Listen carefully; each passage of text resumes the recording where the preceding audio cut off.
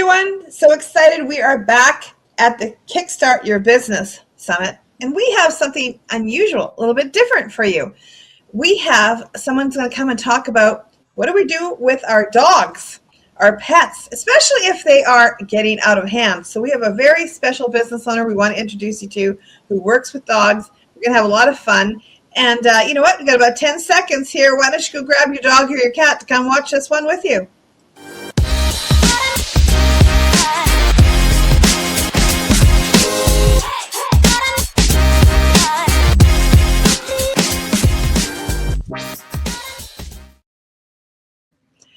Hello, everyone. I'm back, and we are at the Kickstart Your Business Summit. Guys, if you haven't already done so, make sure you register using the QR code at the top, because that's how you get the free gifts.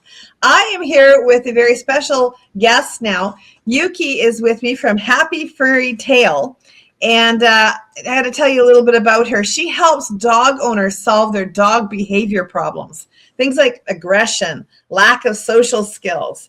And she knows how painful and stressful, embarrassing and frustrating it can be to navigate these challenges. And she believes that lasting change is possible through compassion and understanding. And she works with her clients to help achieve this with their dogs. You know, I just want everybody to put their hands together and welcome Yuki. Hello, Yuki. So tell me a bit about your business and why you do what you do. So, yes, I'm Yuki, and I help dog owners who are struggling with dog problem behaviors, particularly aggression. And yeah, I this is my heart and passion lies. Yeah, I do. So why did you get into this kind of business? Yes, so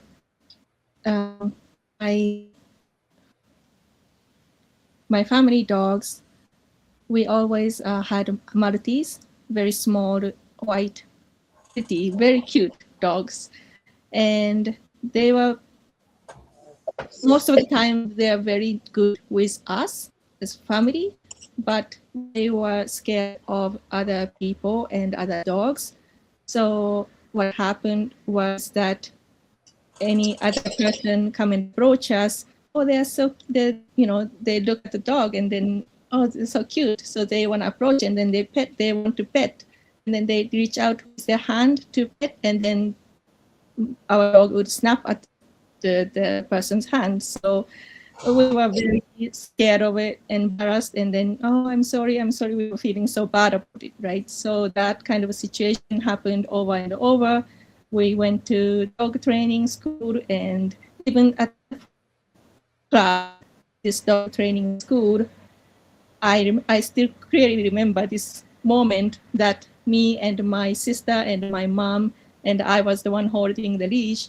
And as we are approaching to this circle of other participants with other dogs, we were still far away, and she was, she started barking, and we couldn't even reach the point that to join the circle, and we are ending up had to leave and then had to go through the private sessions.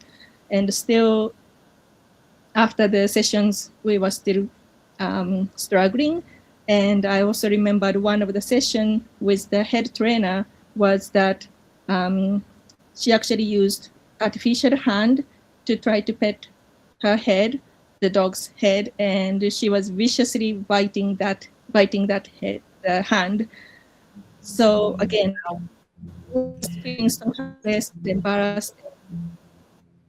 That's I didn't know what to do at that time. We didn't have any other solutions. So that's when I was feeling that this is something I want to find solutions, and of course I want to help other people who are in that similar situation who deal with this aggression. Right. Well, I can totally relate to this because I had a dog that was very misbehaved for years. And, we loved her as a family pet, but when other people came around, she was a real, she was a nuisance. She was embarrassing. People coming to your house that and like, and then the dog is just acting out, and you didn't even want to take her out anywhere or have anyone come near. And then also the thing was when you'd walk her and she'd see another dog and just become so aggressive when she'd see another dog. She tore my fingernails right off my hand with the leash one time. So I wish I'd have met you back then, because that would have been a big help to walk through and how to, you help her calm down. So I know you told me a story a while back about how a dog feels, how you felt when you were in a situation. It was a really great story because you were telling me about networking.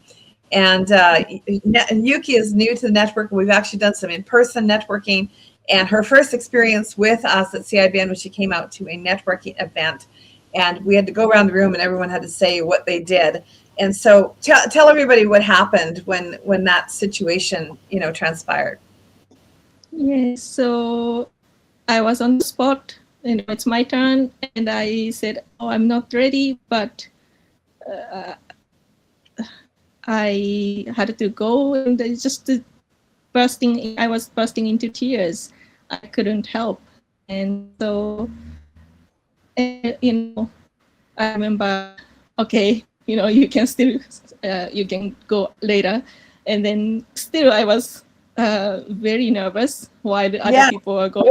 Yeah. So let me just interject there, because we were going around the room and it came to her and she just froze and she looked panicked.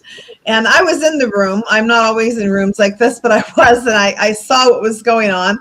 And I just told the MC to, go to somebody else and come back to her. And I walked over her when they came back to her, and I just kind of put my hand on her shoulder and I said, "Hey, just talk to me, look at me, tell me what you do." And she just was then calmer and was able to get it out. and that was good. But you had a really great story about you equated that to how a dog feels out of control. And I just love this story that you tell. So tell everybody about that. Yes. So that night, it just scene was in my brain, like in my mind, playing over and over what happened. And in that 1 second, I had this kind of epiphany moment, aha moment, that, oh, this is what happens when dogs have go over the situation where they go over threshold. So, in short, it's overwhelming, and they don't know what else to do, and ending up doing barking, lunging, charging, and those things. Right. Right. Mm-hmm. So yeah, she kind of let me realize that, a dog like this, they get anxious. They're not feeling happy, and they're, that's when they get out of control. People can be like this too. And she felt like that. She experienced that in that moment, like just feeling like out of control and like wanting to act out. And in her case, it came out in tears. But a dog, it might come out with aggression or barking or, snapping, biting even, because they just feel so out of control and lost with themselves. And I just thought that was so interesting how you were able to put that into perspective of, how the dog would feel. And I see these two dogs, these are some ones that you actually work with, and they look so calm and so well behaved on the street. Yes, but again, they do have also some with some people, and some dogs, they are struggling as well. So they have come a long way for sure. Yes, but yes, they do have that anxiety and fear as well. Wow. We wouldn't know it looking at them there. They look all happy on Valentine's Day with the hearts in the background. Sitting there behaving themselves. So what's it like when someone comes to work with you? Like, if are you doing one-on-one coaching with them, and can you do it over the internet, or how do you do it? Yes, actually, I do like to offer my consultation over Zoom or virtual, online. One of the reasons is that I mean, of course, I can do heavy lifting and then train your dogs if I'm able to actually come and do in person. However, at the end of the day, I am not with, client's dog 24/7. So to some degree, I need to learn how to understand and read dogs' emotions and then how to manage the situation, etc. So what happens often in person setting the training is that they get distracted with the dog's behaviors. So even again, I always bring things in a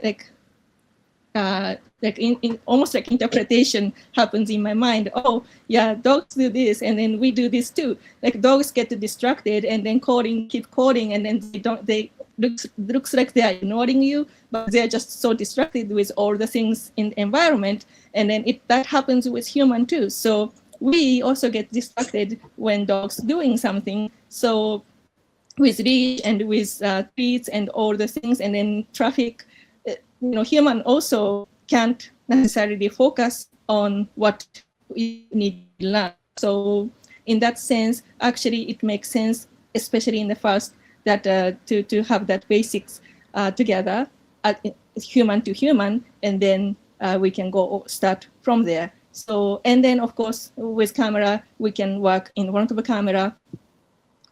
We have flexibility to work shorter session more frequently rather than just maybe traditional once a week patterns, things like that. So I think the pandemic brought good and bad with this service of dog training, that we could offer, and it is possible to do a lot of things online. Yes. Yeah, it is. It's very, very, very possible. And it's cool how people are more open-minded about that, because you're really coaching the human, not the dog. But I think you're right about, I work with a lot of entrepreneurs, and entrepreneurs often lack focus. And it's because they're so creative and so brilliant. They just got all these ideas and everything is a distraction. I think a dog is like that too. The dog has got all these ideas. He's trying to sniff this thing. He's experiencing that thing. There's a bright light, there's a squirrel running along the along the fence, and entrepreneurs are like this too, but it has more to do with, they want to buy this course, they want to take this class, they want to use this tool, and they're just jumping around from thing to thing. So I see the relationship here, the comparison. That's really cool, because you can see how out of sorts we get when we got all these different distractions. And then what happens if we get stressed out?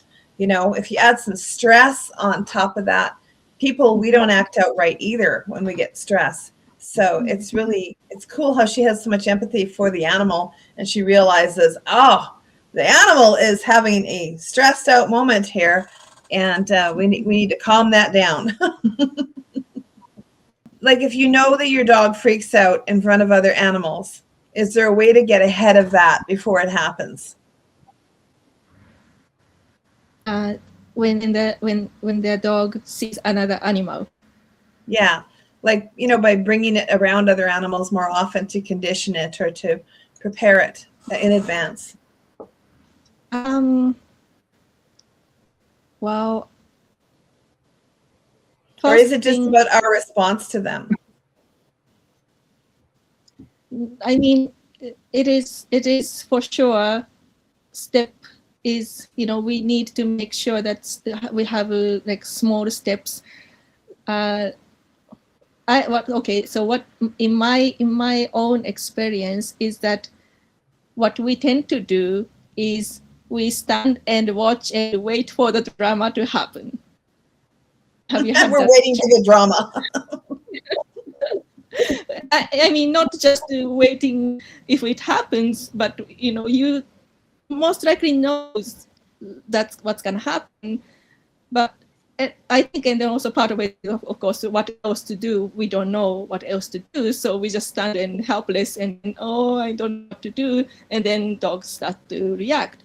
So the first thing we want to do is, keeping the distance minimum, keeping the distance as far as possible. And of course, again, this is the human part that we also want to be mindful and more, not hyper vigilant, but being vigilant, right? So that's important, because if we are not paying attention to dogs and surroundings, and then maybe just using your phone, that's not going to be helpful. So that's the practice that human also doing the mindfulness practice is actually really helpful, that what is going on in our surroundings, and then spotting what's triggering for my dog. That's the first step. Yeah, I would say. Yeah, no, I get that, because I was just thinking about when my dog would act out, we were waiting for the drama to happen.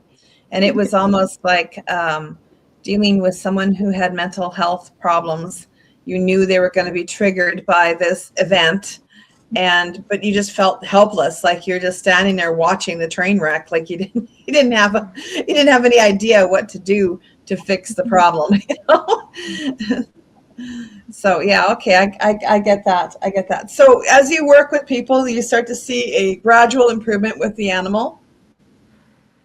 Yes, and again, even the dogs, they don't share our languages. So we just try to use tools to show when they did right thing. Yes, you did right thing. So then when that clicks in their mind, they are likely to follow with that thing, because we are rewarding that behavior. And so whatever that behavior is being rewarded, they will do more often. Awesome. Reward good behavior. Well, I like that. Well, right now, let's reward some good behavior. Up at the top, if you go and click on the QR code, it'll open up, and that's where you register for the summit. And as you register for the summit, there are free gifts there. And so I know that we have a free gift that you have prepared for everybody today. And can you tell us a little bit about the free gift? I think that was the 5 simple steps to a safer, healthier life with your dog. Yes. Yes. So essentially, this is the first step that you can take to figure out what to do. And I'm really hoping that this will be giving you the hope that your dog is not hopeless or helpless case. Right. Yeah. Sometimes we feel like that, and then we start thinking, well, should I keep the dog? Is the dog safe? Yeah. Mm-hmm. I remember when my dog was acting out, she nipped at somebody, and then you're like, is it going to be okay? Will she nip at somebody else? You don't want the law standing at the door telling you have to put your dog down because he bit somebody. You're kind of concerned about all of this. So you want to take those steps before it gets to that stage. Yeah. Okay, so the VIP gift that Yuki is going to give is some training videos, and she has a year-long membership to help you with your dog. This is like over a $400 value. So tell us about this. Yes, so when you get to this inside the membership portal, you have access to mini courses that I have done, and I'm planning to do more this year.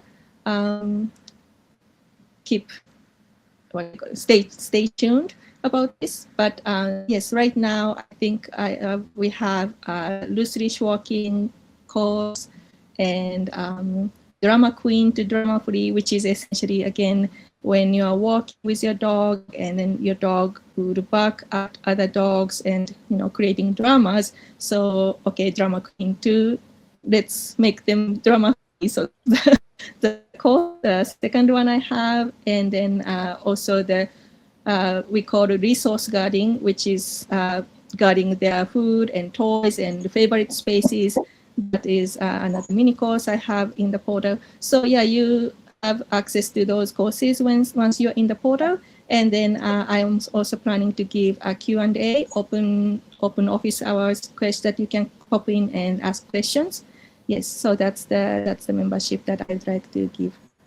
Awesome. Okay, great. So if you're having a problematic situation with your animal, Yuki is the person to talk to. So make sure that you will grab her information from the video, and also you'll be able to access some of those gift ideas that she has. And you're going to want to stay tuned for our next speaker as well. Thank you, Yuki, for coming out and being with us today. And guys, make sure you subscribe, like, share, and join in for the next video on Kickstart Your Business.